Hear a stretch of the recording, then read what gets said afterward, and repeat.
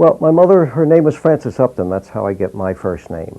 At the age of 16, she actually worked in Macy's in New York City and was the counter perfume girl at that time, 16 years old. And one day there was a talent scout from the Ziegfeld Follies who came by and said, you know, you're a very beautiful young woman. He said, would you ever be interested in trying out? My mother said, well, I've never had any show business experience. I'm 16 years old. And he said, well, here's my card. And if you're ever interested, give me a call. So much against her father's wishes, 2 weeks later, she called him, and the rest is history. 2 years later, she was on Broadway.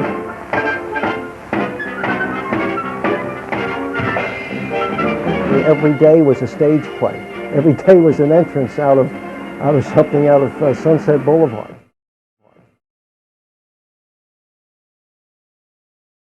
Well, it's really hard to it probably would take 3 films to talk about Bert Bell.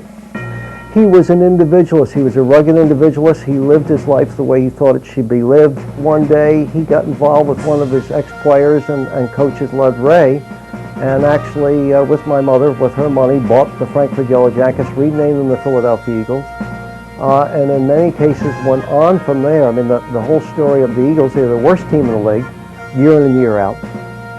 So he decided that one night at a league meeting that he would push through something he'd been thinking about, which is the first professional draft in any sport. For 60 or 70,000 people to do this for the Green Bay Packers and the city of Green Bay, it certainly should set an example. I can remember one time going to a movie with him, which was rare, because he was always working. And we went to see the Pride of the Yankees, the Lou Gehrig story with Gary Cooper. And you know, you always kind of look up to your father, and you think, well, this is somebody bigger than God when you're a little guy. And I remember it at the tearful speech at the end where Gary Cooper replays the speech of Lou Gehrig in Yankee Stadium, and looking up at my father, and there were tears. You couldn't hear him crying, but there were tears coming from both sides of his face. And I said, you know what, that convinced me in many ways. This is a real human being that could get emotional about things, and he was amazing. Then drills a 15-yard touchdown pass to end Ray Berry. Pro football came of age with the 1958 championship game. Millions watched, as for the first time an NFL game went to overtime.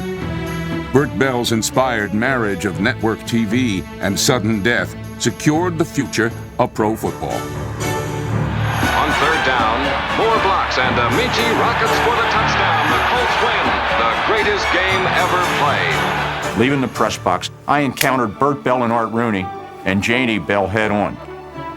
And I said, Bert, it's been a tremendous day for the league, hasn't it? And he said, in a very paradoxical way, John, old boy, I never thought that I would live long enough to see sudden death. The old-timers know it, and I hope these guys playing today remember a guy by the name of Bert Bell. If it wasn't for him, you wouldn't be a millionaire.